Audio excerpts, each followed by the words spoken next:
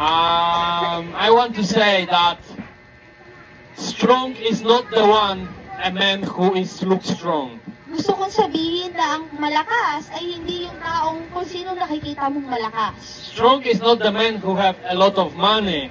Ang malakas ay hindi yung isang tao na maraming pera. But strong is the man who have Jesus Christ in heart. Pero ang taong malakas ay ang taong merong Jesus sa kanyang puso. And more faith you will have in your life, At maraming pananampalataya sa iyong buhay, more stronger you will be. mas malakas ka. And you will see that. At makikita mo yun. Because what if I will have a lot of muscles Pero para saan ba kung marami akong muscle? or a lot of money? O maraming pera? If my life is like a candle, Kung ang buhay ko naman ay kagaya ng kandila, God will do like this ang gagawin lang ng Diyos ay hihilipan ito. and I'm gone. At pagkatapos at ako'y mawawala na. Because according to the Bible, our life is like a grass. Dahil ayon sa Biblia, ang ating buhay ay kagaya ng isang damo. Today is growing and raising up, Ngayon ay tutubo at lalaki. but tomorrow it's dry At pagkatapos kinabukasan ito'y matutuyo. and it's perish. At ito'y mawawala. Our life is like a water, yeah, I don't know, the steam Ang ating buhay ay kagaya ng isang tubig that appear and it's gone. na darating at pagkatapos ay mawawala.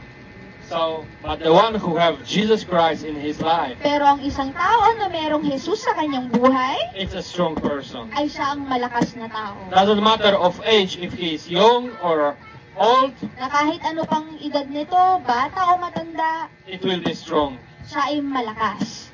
But the one of this, how to build this power, the requirement how to build this power, Pero paano magkaroon ng ganitong kapangyarihan? it's prayer. Ito isa pamamagitan ng panalangin. And today I would like to speak on the topic, God wants us to pray. At ngayon gusto kong pag-usapan natin ng paksang, ang Diyos ay nais tayo'y manalangin. I would like to say a couple of words how important prayer is. At gusto kong sabihin ng maraming salita kung gaano ka-importante ang panalangin. And the base for this sermon is Philippians 4:6. At mula sa Pilipos 4:6, sinasabi ng salita, huwag kayong mabalisa tungkol sa anumang bagay. Sa halip, hingin ninyo sa Diyos ang lahat ng inyong kailangan sa pamamagitan ng panalangin may pasasalamat. Amen.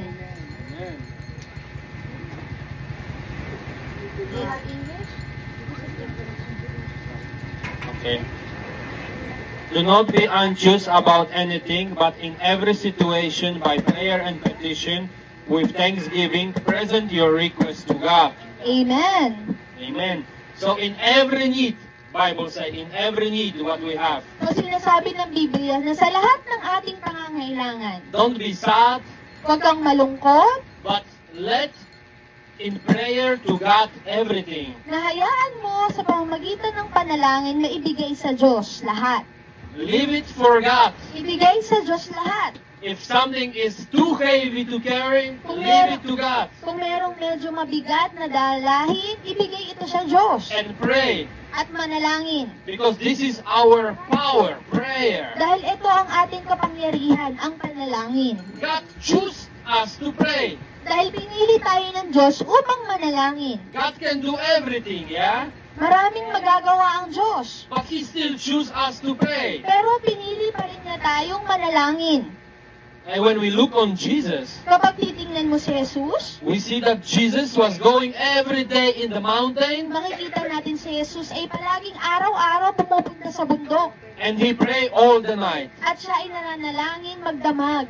Any one of you pray all night in your life? Meron ba sa inyo na Ever? nanalangin magdamag sa inyong buhay? Anyone pray all night? Raise hand. Sino dito? Amen. Amen. Hallelujah. Nice to see that some people pray all night. Me too. You too? Yes. Hallelujah. I didn't know that. Yeah, but we want to follow Jesus. And it doesn't matter that, actually it's matter, but the length of prayer is important, but most important is the heart, yeah?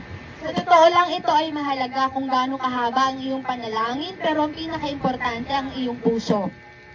We don't want to put any chase on you, Hindi natin gusto na kahit anong pagpipilit sa'yo. that you need to pray 2 hours, 3 Na hours. kailangan mong manalangin ng 2 o 3 oras. But pray as you feel in your heart. Pero manalangin hanggat gusto ng iyong puso. Of course, not 2 minutes. Oh, hello God, goodbye God. Siyempre, hindi naman 2 minuto at sasabihin mo, kamusta Diyos?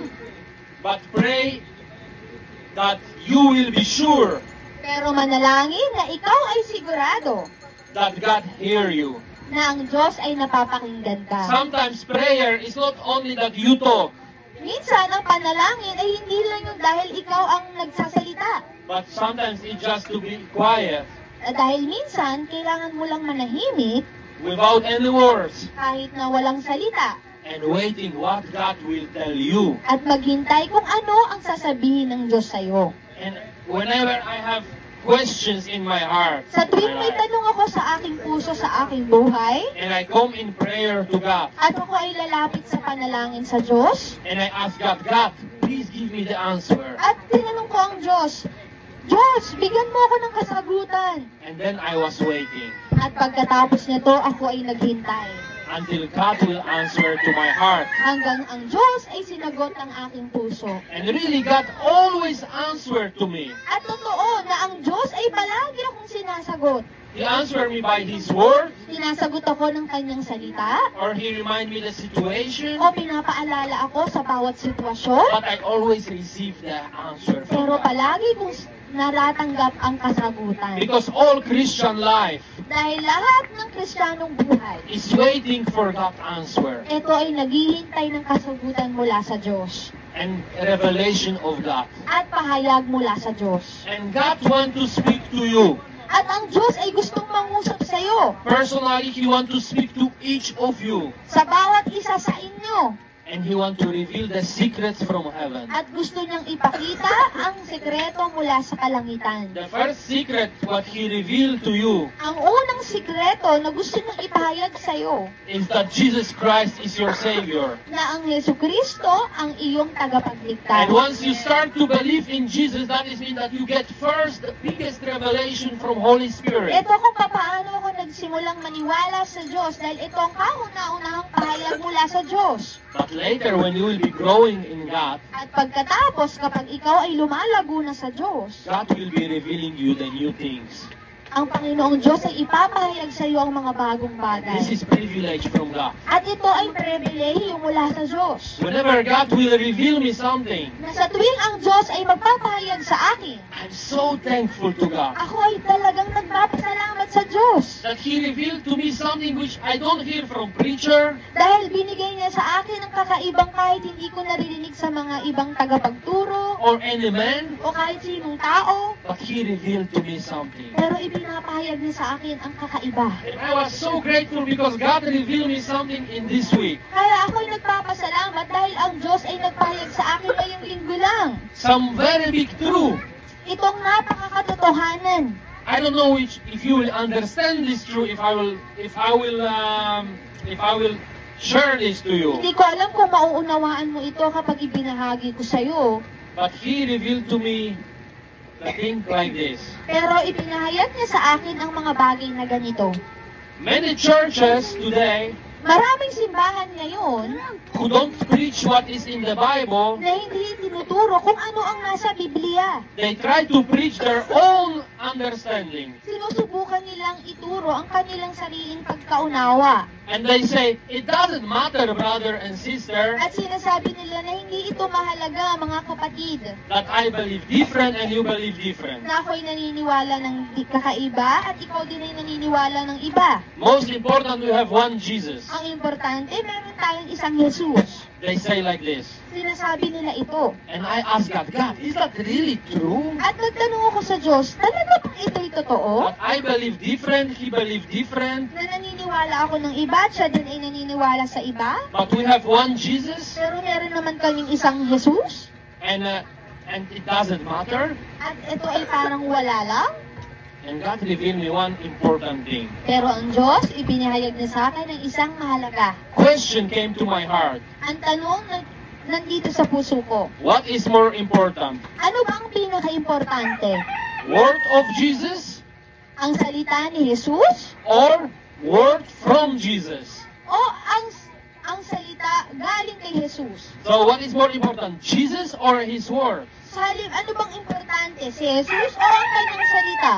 Of course, Jesus' word. Siyempre, ang salita ni Jesus. Because Jesus, I can say, this is Jesus, but maybe this is not Jesus. Dahil maaari lang natin sabihin na ito ay Jesus, pero hindi naman ito si Jesus. But His word is more important. Pero ang kanyang salita, ito ang mas mahalaga. If you will listen His word, Na makikinig ka sa kanyang salita, and you will fulfill this word in your life. at ito ay may isa sa katuparan mo sa iyong buhay. His commandments, which you will take, and you will be living like this. Ang lahat ng kanyang mga pag-uutos na sinasa puso mo at isa sa buhay mo. But some people hear the word of Jesus, Pero maraming tao ang napapakinggan ng salita ni Jesus, but they never want to live like this. pero ayaw nilang isa pamuhay ito. And they say, it doesn't matter, I believe in Jesus. At sinasabi nila, hindi na mahalaga, naniniwala naman ako kay Jesus. But it's matter. Pero sa totoo lang, ito ay mahalaga. Because according to the Bible, Jesus is word, Dahil ayon sa salita, si Jesus ay salita, and according to His word, we have to live.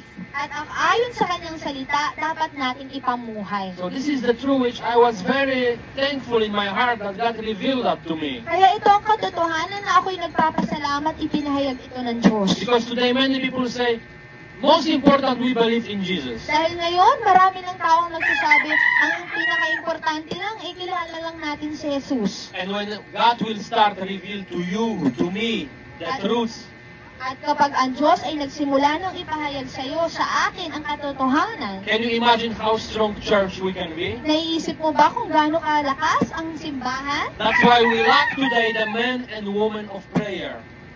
Pero ngayon, marami ng kakulangan ng nananalangin na kababaihan at kalalakihan. There are many pastors who not pray. Marami ding pastor ang hindi na nananalangin. But there are some pastors who come to the church 2 hours before the church starts. Pero marami ding pastor ang 2 oras bago magsimula ang simba, nananalangin na. They bow down on their knees Sila ay lumuluhod and they pray. at sila'y nananalangin. And you know, in this church, you can see people repenting, At makikita mo dito sa simbahan na to, ang mga tao ay nagsisisi, people crying, ang mga tao ay umiiyak, and you can see power of God. at makikita mo ang kapangyarihan ng Diyos. That's why we need today a man and woman who will pray. Kaya nga kailangan natin ngayon ng mga kalalakihan at kababaihan na nananalangin, Who will pray more and more na kung saan mananalangin ng marami, for the church, para sa simbahan, for the family, para sa pamilya, and pray for us if you can. at para sa mga pastor kung kaya ninyo. So we always can come here with the joy in the heart to serve you. Na palagi kaming makakapunta dito na may kagalakan sa puso upang magsilbi sa inyo. We should pray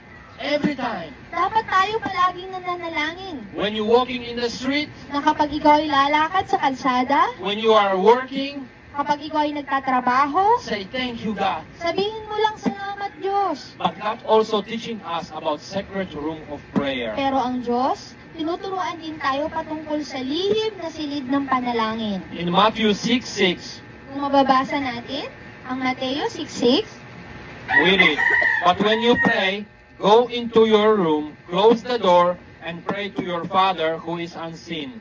Then your Father who is seen, who sees what is done in secret, will reward you. mula naman sa Tagalog, kapag mananalangin kayo, pumasok kayo sa inyong kwarto. Isa rin ninyo ang pinto, at manalangin kayo sa inyong amang hindi nyo nakikita. At ang inyong ama na nakakakita ng ginagawa ninyo ng palihim, ay gagantimpalaan kayo. Amen. Amen. So God is telling us that we should, all of us, we should have the secret room of prayer. Kaya nga sinasabi ng Diyos, dapat lahat tayo ay merong silid o ng panalangin. The place when you enter, Kung saan doon ka pumapasok. and when you are alone with God. At kapag ikaw ay mag-isa sa Diyos. And God is telling that when you enter that, At sinasabi ng Diyos na kapag pumasok ka dito, and you ask God, at humingi ka sa Diyos, God will reward you. ang Panginoon ay gagantimpalaan ka. I believe that God can hear all the prayer. Naniniwala ako na ang lahat ng nananalangin ay papakinggan niya. And one important thing, there is never time for prayer. At isa pang napaka-importanting bagay na walang oras para sa panalangin. If you think that, oh, today, when I will have time, I will pray. Kapag iniisip mo na pag ngayon, lahat ng oras ay ako'y mananalangin, You need to know that this time will probably never come. tandaan mo na itong oras na to ay maaaring hindi na dumating.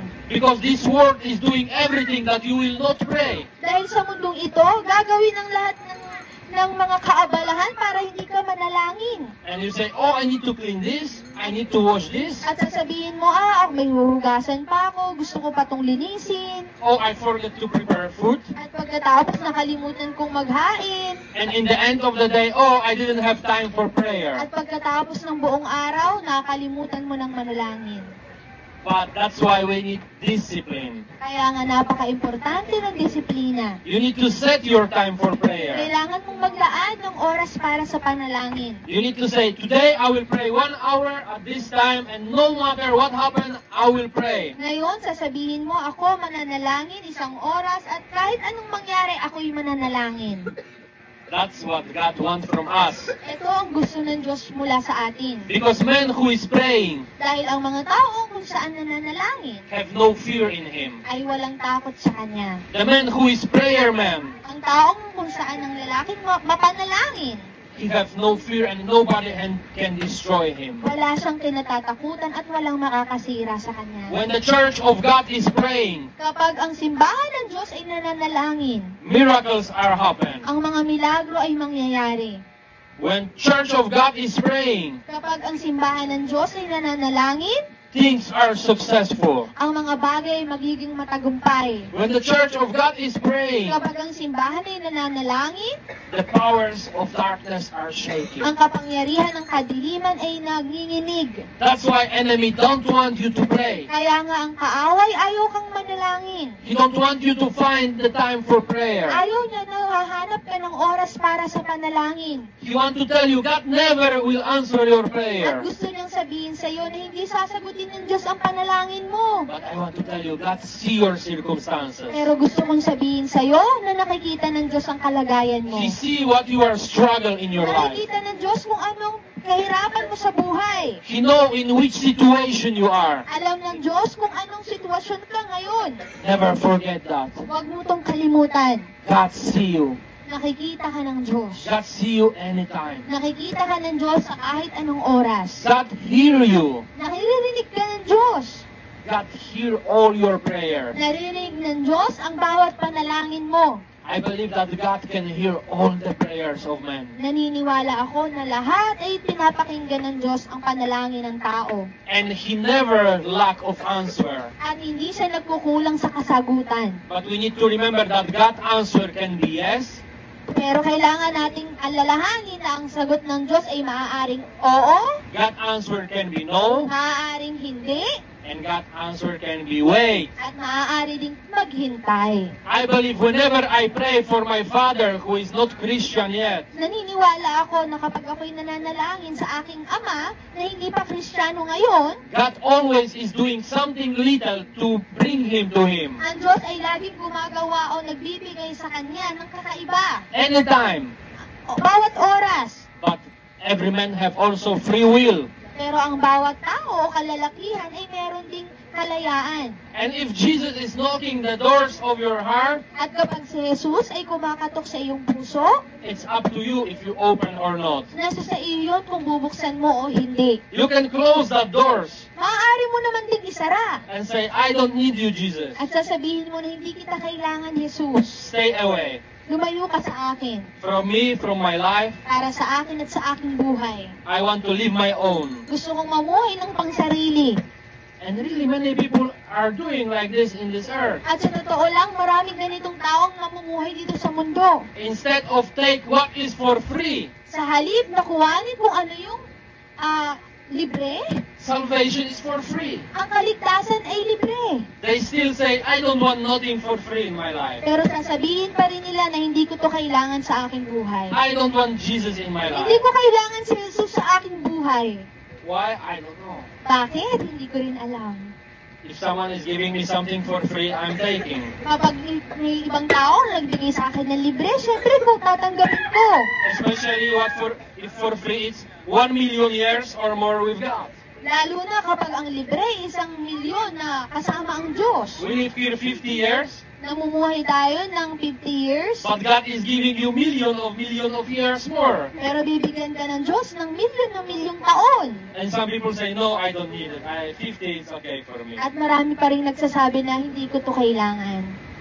I don't know why, Hindi ko rin alam kung bakit, but I want to see the kingdom of God. pero ako gusto kong makita ang kaharian ng Diyos. And I want to tell you that prayer is like a breathing for every man. At gusto ko rin sabihin sa inyo na ang panalangin ay kagaya ng paghinga sa bawat tao. It's like a breathing, like we breathe every moment, every second. Ito ay kagaya ng paghinga ng bawat tayo humihinga sa bawat segundo. Let's stop breathing for 10 seconds. Sige nga, subukan natin hindi tayo huminga ng 10 segundo. 1, 2, 3, 4, 5, 6, 7, 8, 9, 10. Amen! How important is breathing? Yes? Nakita nyo kung gaano kahalaga ang paghinga? And the same in spiritual. You have spirit. Ganun din sa ating espiritual. Meron kang espiritu. And spirit have to breathe. At ang espiritu natin ay kailangan ding huminga. And when the spirit is not breathing by prayer, At kapag ang espiritu mo at hindi humihinga sa pamamagitan ng panalangin, your spirit is dead. ang iyong espiritu ay unti-unting mamamatay. That's how important is prayer for your spirit Kaya nga ito, ganun kahalaga ang panalangin sa espiritu and for your soul. at para sa iyong kaluluwa. It's possible that you will be alive here in the body, Ito rin ay posible na, nabuhay ka pagdating sa iyong katawan, but you will be dead in spirit. pero patay naman ang iyong espiritu. And prayer is like a moving the hand of God. At ang panalangin, ito ay nagpapagalaw sa kamay ng Diyos. God is sovereign God. Ang Diyos ay napakadakilang Diyos. God can do whatever He wants, Ang Diyos, maaari niyang gawin lahat ng gustuhin niya. but He chose that through His sons, Pero pinili niya na ipadala ang kanyang anak, you can move the hand of God. maaari mong pagalawin ang kamay ng When you Diyos. say, God, move your hand in right, At sinabi, pwede mong sabihin na, O Diyos, maaari mo bang igalaw ang iyong kamay sa kanan? He will move His hand in right. Gagawin niya ito sa kanan. When you will say, God, move your hand in left, At pag sinabi mong igalaw naman sa kaliwa, He will move His hand in left. gagawin niya naman ito sa kaliwa. That's how He choose to live. That's how He choose us to be. Ganito yung gusto niyang mangyari sa atin. That's why when Christians are praying, Kaya nga, kapag ang mga Kristiyano ay nananalangin, many things are changing in the world. maraming bagay ang nababago sa mundo. Even in the political life, Kahit sa mga politikong mga tao, some politics are losing their job, maraming politiko ang nawala na sa trabaho, some politics are raising, marami din namang politiko ang dumadating, because we can pray for politics also. dahil maaari din tayong manalangin para sa mga politiko. Of course, that there is also power of this world, yeah, enemy. Siyempre, meron din kapangyarihan dito sa mundo at ayun ay ang kaaway. But many times in the world was like this, Pero marami din pagkakataon na ang mundo ay ganito, that Christian people were praying for some decision, na ang mga Kristiyanong tao ay nananalangin sa isang desisyon. and it happened. At ito'y nangyayari. When Christian people are praying, rain can come. Kapag ang Kristiyanong tao ay nanalangin na tumulo ang ulan, Really, I have the testimony from my life. totoo ito. Nagkaroon ako ng testimony sa aking buhay When I wake up nung in the ako'y morning, gumising sa umaga and it was very big rain, very big. at napakalaking ulan. But I have only bicycle to my work. Pero kailangan kong, ano yung bicycle? Bicycle, when you need to, Bike. Na kailangan mo lang makapunta para sa trabaho. not really motor, but where you need to work. Yeah, Hindi sa bicycle. motorcycle ha, yung bisikleta. Yeah, bike. And I have to go 3 kilometers to my work. At kailangan kong pumunta doon sa aking trabaho. And I don't have clothes. At wala akong damit. And I say, God, and the clouds were so heavy and dark. At napakadilim ng kalangitan. And I say, God, please stop this rain only when I go to work. At sinabi ko, Panginoon, patigilin mo ang ulan hanggat hindi pa ako nakakarating sa trabaho. And I go wash my teeth. At ako ay nag-toothbrush. And when I come back and I look out the window, At nang ako ay bumalik at tumingin sa bintana, only around me was the circle at tanging sa akin lang ang may of clean sky. mabilog na malinis na kalangitan. But everywhere around me, Pero sa kapaligiran ko, it was a big rain, very heavy rain. may napakalaking ulan. So I go to the work, dry. Kaya pumunta na ako sa aking trabaho na ako ay tuyong-tuyo.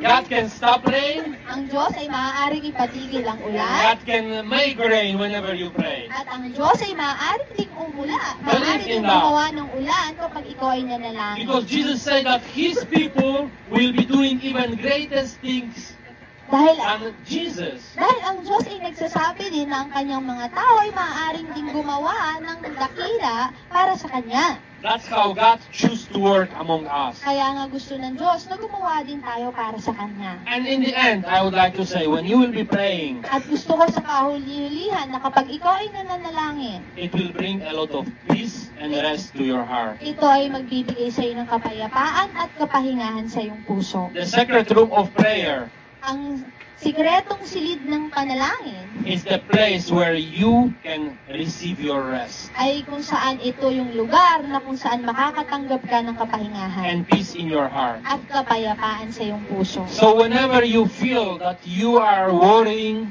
Kaya nga sa tuwing ikaw ay nababalisa, that you have a lot of thoughts, marami kang iniisip, go to the prayer. pumunta ka sa panalangin. Sometimes it's difficult where you have many problems, Minsan napakahirap kapag marami ka talagang pinagdadaanan.